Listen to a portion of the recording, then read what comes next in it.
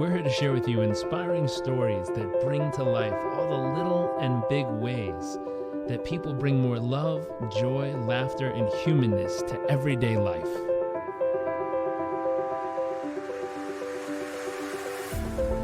Our focus is the hunt for those little moments that refuel the human soul and reminds us what life is really all about. I invite you to sit back, enjoy the moments, enjoy the stories, the adventures, and the journeys.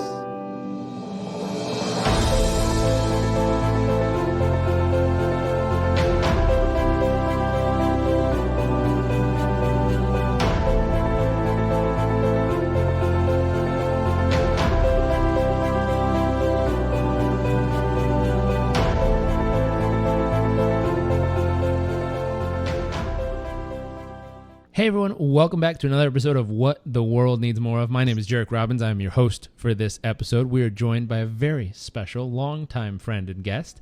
His name is Dave Elliott. Dave, thank you for joining us. Totally my pleasure. Glad to be here, man.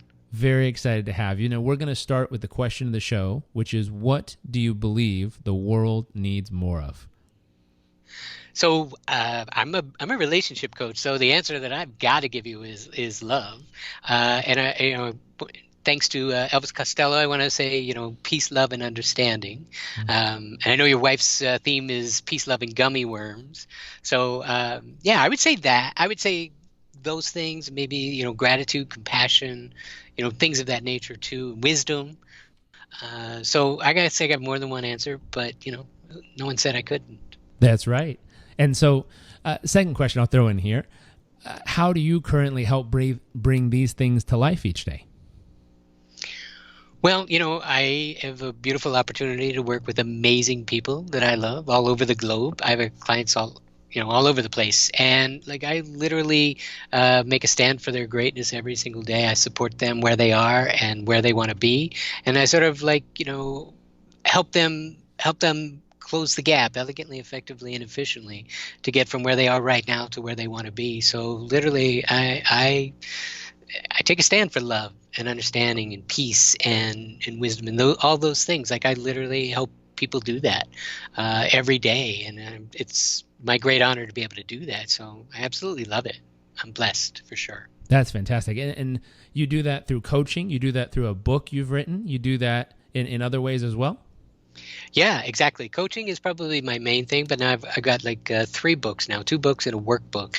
And so, a lot of what I'm focusing on these days is really about legacy. And, I think Wayne Dyer said, don't die with your music still in you. And so I'm really loving creating these books, my background is all about creativity. I was an advertising agency writer and designer, broadcast producer. So I'm really about taking my, institutional wisdom, whatever I've learned and created all these years of doing personal development and how I've supported clients in one-on-one experience. I'm trying to take these things and I'm turning them into, coaching modalities and healing things. And I like to use my creativity to drive everything forward. How do I make it even more, again, elegant, effective, and efficient? And how do we get a better result even faster and help people to have that awareness to make those shifts and then support them along the way? So now I'm turning it into books and, content like, coaching, webinars and things like that. So that's it. I'm really focusing on expanding it, not just one-on-one coaching, but, how can I make an even bigger difference? How can I scale, help even more people do even greater things? So that's my focus nowadays. I love that. Now, here's a question. Thanks. What would you consider to be your wow factor? What makes you uniquely you, and what are some of the moments that help shape it over the years? So I look at it as the one thing that I give my clients. I guess the first job number one for me is I see the greatness in them before they themselves see it. And I basically hold it out and I say, look at that greatness right there. You see that? That is awesome. That is you. And I literally watch them grow and step into it even more. So I see it and I reflect it because, when you're in it and you're kind of stuck, you're not focusing on, you're focusing on, why do I suck? Why am I struggling? What's wrong? Why does this always happen to me? You're not focusing on, oh, holy crap, look at that greatness that you have too. So I literally, I see it and kind of, speak it into awareness in some ways, and then just hold that space, and I watch people grow into it. So I would say that's a pretty damn good wow factor right there. I love it. Thanks, man. The ability to see it, the ability to speak it, and the ability to hold space as those clients grow into it. Yeah, magnify it too as they're going. So that's, like I said, it's a beautiful blessing. I love what I get to do. That's awesome. Any special moments that help create this awareness or shape this awareness over the years?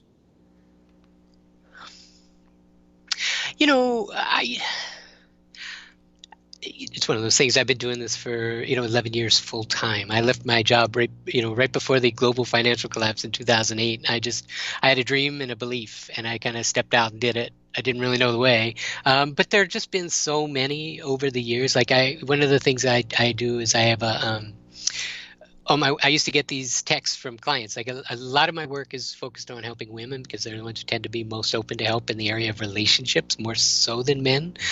So I just, deal with what is. And so I've helped a lot of women. The number one thing I do is I help women understand and appreciate men even better and communicate with them more effectively so they can bring out the best in them rather than suffering through the worst. And I tell you all that just to say, over the years, I've helped dozens and dozens of my clients totally shift from being stuck in their relationships to actually doing really great in relationships. And then they start dating, and then they start doing really well, and then they actually get engaged. And I used to, in the beginning, like I would really get stoked because one of my clients would text me a photo of them with an engagement ring on and say, oh my God, he proposed. And it started happening enough. And I said, you know what, this is a great ad campaign. So I turned it into something I call my very satisfied client club.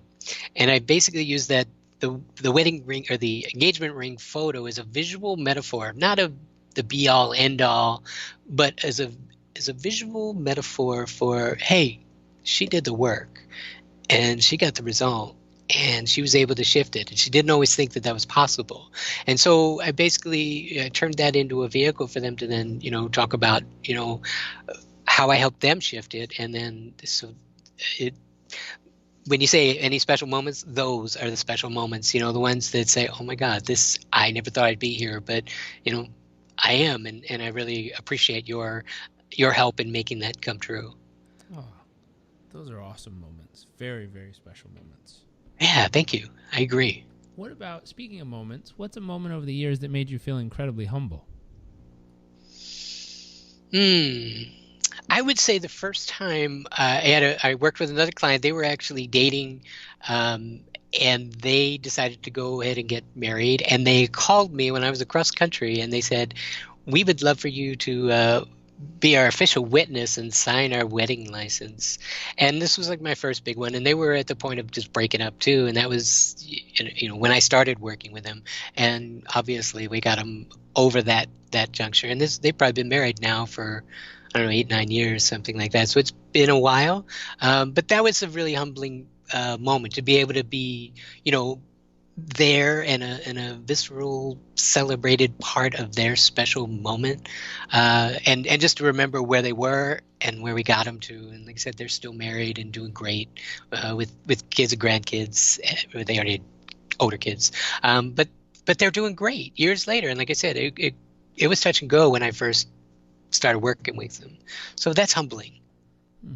That's powerful. I love that. What about an awe-inspiring moment? Well, I think the most awe-inspiring moment I think probably any of us will ever, be blessed to experience would be the birth of a child. I was there for the birth of my daughter. It's 26 years ago now, plus. And it was the cool thing about that, what was awe-inspiring about it was a total surprise. Every single person said, oh, look at the way mom's carrying that. It's going to be a boy. It's going to be a boy. And we had a kind of a deal that, if it was a boy, she got to name this name that she preferred. And if it was a girl, I got to name this name that I really loved. And I was totally shocked when it was a girl. So I got to name her, and I named her Sarah with an H, and it was, just a name that I absolutely loved. And then the cool part of that story was, fast forward several years later, I was there for the birth of her son too. So that's awe-inspiring times two. Really just incredible. What a blessing. What a blessing. How cool. Here's a question, kind of shifting gears. What's your greatest fear? Well, now I got to tell you, that's one that I don't really resonate with, because I learned from this guy I know, and maybe you know him too, Tony, really tall guy, big teeth. You I've might heard know of him. him. I'm Yeah. familiar.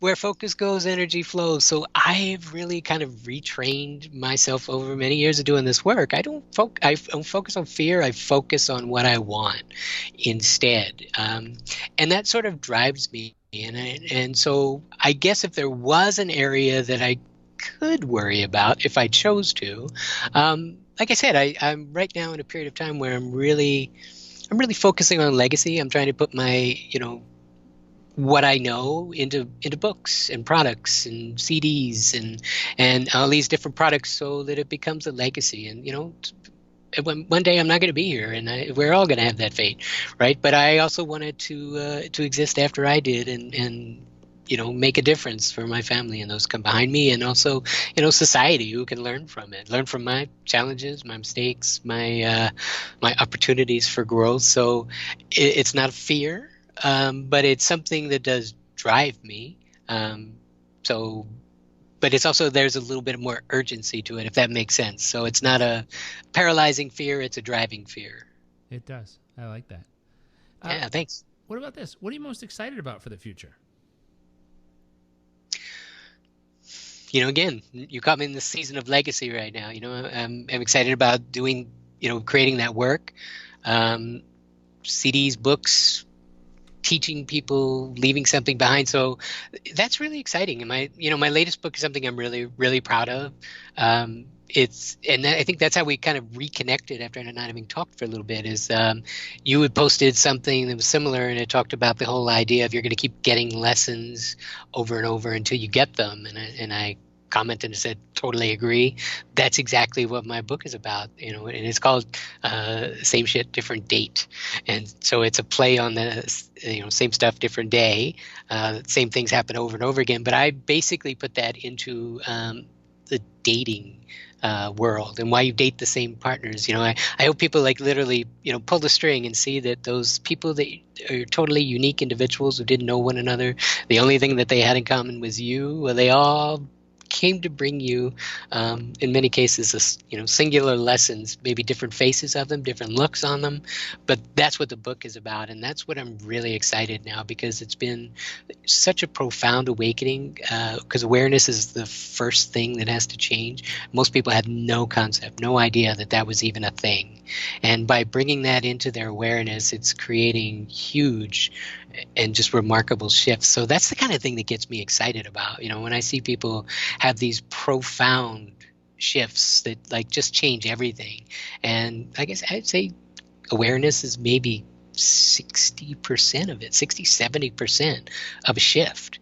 You can't fix what you don't know. And once you know, and now you can't unknow it, so you can't unring the bell. So I really think that that's such a huge, just a huge beginning and a leg up to get to where people need to be. So that's exciting for me. I like that. Well, I want to talk more about your book in this next section. We're going to switch gears. We call this section the nuts and bolts. This is the tactical, tangible, practical, immediately applicable kind of advice you could share from yourself to our listeners. And the first is, which the question here is, where do you currently focus the majority of your thoughts and time and life each day as of right now? What I would say there again, this is something that is, I've been a leader in the Ravens organization for a very long time now, and servant leadership is something that I've learned and has been instilled in me, and oh my God, it's changed my world in amazing ways. So I would say the singular question that I ask most often is, how can I serve even more right now? And again, I already mentioned that whole thing about, what do I love about this person? How can I see the greatness in them even more right now? Focuses like that, and just being willing to serve people and meet them where they are. And I guess my other operational principle is see them where they are, and no matter what, always leave them better than I found them. And I teach that in, with my dating clients too. It's like, whether it's, the first date of the rest of your life, it's a one-time coffee date and you'll never see them, or either one of those two possibilities. It's one time only or never again. You could do that with a smile. You could do it with a kind word. You could do it with an acknowledgement, something you notice, a compliment you reflect back. And so, like, that's manageable and simple. It's like, how can I leave this person better than I found them in this moment? And that's always doable. So that's something I focus on. Powerful. And so this next question is, what is the key to your success? I'm going to double it up and say, what is one of the keys to not only your success and all that you're doing, but what's one of the keys you teach about success for your couples in your book? What's one of the keys you teach them that really makes a difference for them? I would say, personally, one of the things that's transformed my life the most is like being not only willing, but an excited student of life. I want to be inspired. I want to constantly learn. I want to be exposed to new ideas, and I guess I want to be the best version of me that I can be, and then try to get a little bit better tomorrow, even. But also at the same time celebrate, who I am today, because that's pretty awesome too, if I do say so myself. So. I would say just be inspired to continue to get better. And then creativity is my number one gift. Before I got into coaching, I was a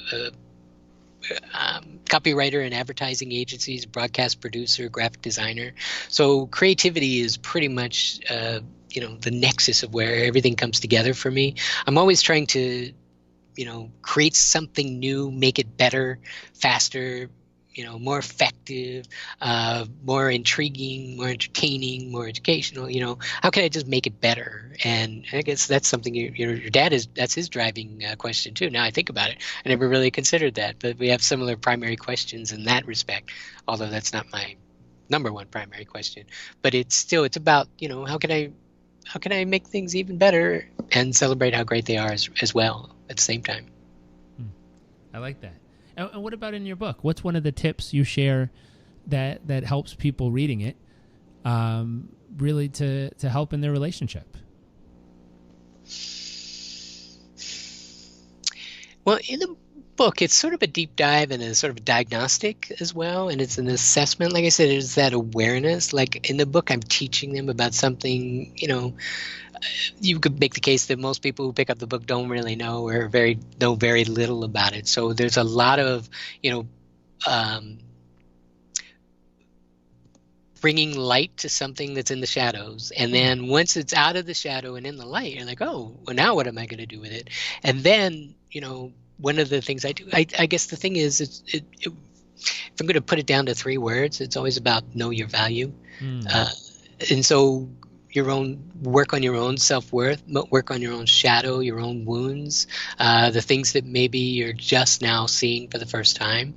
And, it's your responsibility to do your own work, to heal and come to relationships as whole as you can be. But yeah, so I think that's it. Like, being willing to take a look at things and with compassion and empathy for yourself, and understanding that it's in many cases not about you, even remotely. It happened to you, and it also happened for you simultaneously. And the goal in the book is, once you realize how it did happen for you, and your dad talks about this with effective blaming too, which is a different variation and spin on it. It's not so bad when you actually see how it totally served you as well. The things that used to hold you back and make you fearful, if you were, if you were wired that way, you could be fearful about that if you chose to be, or you could work on rewiring it and see the gift in it too, collapsing it essentially. Yep. I love that. So yeah, do your work and move forward and appreciate where you are, but just keep going.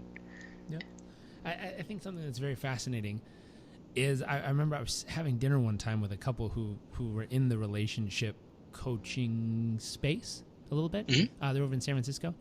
And the concept of what is the purpose of a relationship came up.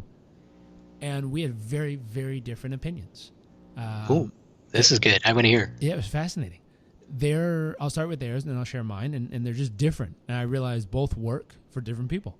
And so theirs was the goal of a relationship is to come together with another human and hold a vision for who you believe they can be and continue holding that space until they live true to it. And the purpose of relationship is growth. Wow. Okay. Interesting. Like, okay. That's what I said. Interesting. And what's yours? I said, my belief is, if there's 3 fundamental buckets, I am enough, I have enough, and I'm loved enough. As an individual human, you got to fill those buckets first on your own. And once they're full, the joy of a relationship and the purpose of a relationship is to then share the abundance with another human.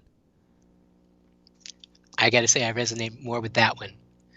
So I bet you did. Let me throw out another one. And Please. So I think between the 3 of us, I think we'll probably have this maybe closer to the entire gamut or the whole wavelength. I think the other point of it is relationship is to kind of shine a light on those areas that you wouldn't see left to your own devices. So like, for instance, if, like I'll deal with clients who like have had a breakup and have some wounds and issues around it. And then, maybe one of the issues is, if you're living by yourself for 5 years, you might think that you're healed and you're over it until the first time someone like leaves the cap off the toothpaste or drives you crazy. You don't see that, left to your own devices. And so I think the other purpose of a relationship is, I think people shine a light on your unhealed areas and your wounds and bring them to your attention, not to torture you, but to teach you and to help you see it. And I kind of use the metaphor of it's like, it's like you don't know that there is a splinter or a rough edge on that desk unless you brush up against it too close, or you don't know that there's a rough spot on your nail unless you drag it across your silk dress or something.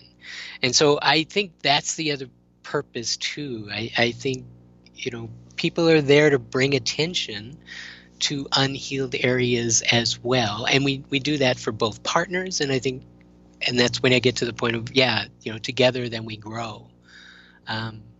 So I think that's kind of interesting in addition to what you said and they said too. Yeah, I like it. I love digging around with people in this area because it seems like there's so many different approaches. And the fun part that I realized with them, because at first I was like, I don't think that's it. And then I stopped and I asked them a question, which was, how has this helped the people you've worked with? And they listed off all these amazing people they've helped and how it all helped them. And I was like, oh, well, that's cool. Then it must work for a lot of people. Yeah. And it's interesting. It's a little bit different spin than I might have considered. But yeah, I can see definitely some merit and value, most definitely. But I think it's one area. Yep. Yeah. It's That's very cool. cool. It's Yeah, very cool. glad you brought that to my attention. It's neat. I love I love relationships. One of my favorite topics in the world. I love what you're up to. And it's fun seeing all the different perspectives as they pop up, and realizing if it works for someone somewhere, then it must be useful for someone somewhere. Absolutely. And so for people listening, you got at least 3 frameworks. I would challenge whoever's listening here to come up with your own. Say, hey, there's 3. What else could relationships be? Is there any other framework you can see? Because it's neat to ask that question. It's also neat to hear the thoughts that exist. And I think this is something you were alluding to in your book, which is knowing your own value, understanding your story, understanding the wounds or the shadows that exist. And at some extent, as you're learning and discovering those things, I think the reader might start to hear their narrative of what they believe relationships are all about. Because they might go, oh, I think that is a relationship, and I don't know about that one. And it's interesting. Those thoughts, I think, are so valuable because when the awareness happens, all of a sudden, now that we're in a relationship, we're aware and we can share it with the other person and hear what theirs are.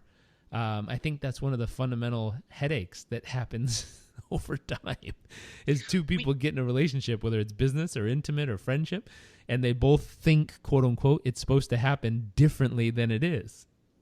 Absolutely. Yeah. Like if the one model is, somebody basically, let's say their model, your friends in San Diego, their motto is you're there to, inspire and encourage other people's growth. And then there's someone who actually doesn't believe that at all and thinks they should be loved exactly where they are, no change is necessary. Well, that's not exactly a workable model. So you've got two people who aren't really compatible in what they really believe that they're after. So I think what would be really cool about this, though, is to turn this into like a social media post too, and figure out like what other people think, because like those are three really workable models, and it's just fascinating how many different ways people can look at the same thing. So I'm fascinated. I think that's a great way to look at it. Yeah, I'm excited. So we've come to our final question. Final question is, what is one actionable tip that can help others achieve and experience the kind of success in their life that you've been able to achieve and experience in yours? So I think it all starts with maybe a sort of a divine discontent, like a challenge, a frustration, a bitch or a moan, something that is not the way you want it. And I would say, figure out where you are and what you want. Take some kind of action on it. Find someone who can help you get what you want. Someone has been there before. Someone has modeled a solution. There, you can get a book, you can watch a video, you can hire a coach, you can go to an event. You just figure out where you are, where you want to be, and do something. And I think, by the time you put together enough somethings, you'll be in a different place, and then you'll go from there and just keep moving forward. Keith Cunningham, get in line, stay in line, just take some action, keep moving forward. I love that. Very cool. Well, if people want to grab a copy of your book, if they want to use the workbook you talked about or find the courses you're building, where can we send them? Awesome. So my book is on Amazon in a bunch of countries all around the world. So the name of the newest book is Same Shit, Different Date. It's got an asterisk on the I in shit, just because that's the way we do things. So that book, both of them are on Amazon, and the companion piece book is appropriately enough titled Companion Peace, Peace, because that's the goal. When you do the work, you can actually have peace with your companion. And so basically it's just a way to do the exercises in the book, and you can get that through my website at legendaryloveforlife.com, and that'll link you over to Amazon where you can get it, or just get it directly through my site as well. But that's where people can find me. And if anyone has any suggestions on what they think the purpose of relationship is, send me a note. I would love to hear it. I think this is a great conversation, and I'd love to hear more and different ideas too. I think that's kind of cool.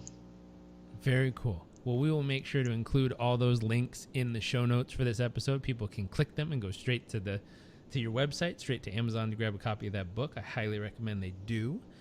And again, thank you for joining us. Totally my pleasure. Thanks so much. Really great talking to you. I was a big fan of everything you're doing as well, and it's just a great. It's just wonderful to get to catch up anytime we get to. It's been too long since I've seen you, so we got to catch up in person soon. I agree. And for everyone tuning in, thank you so much for tuning in. If you heard something in this episode that you believe a family member, a friend, a colleague, an associate, a lover, or a child or mother or father needs to hear, we believe that sharing is caring around here. We like people that share, so make sure to share this episode with them. And we very much look forward to seeing you all next episode.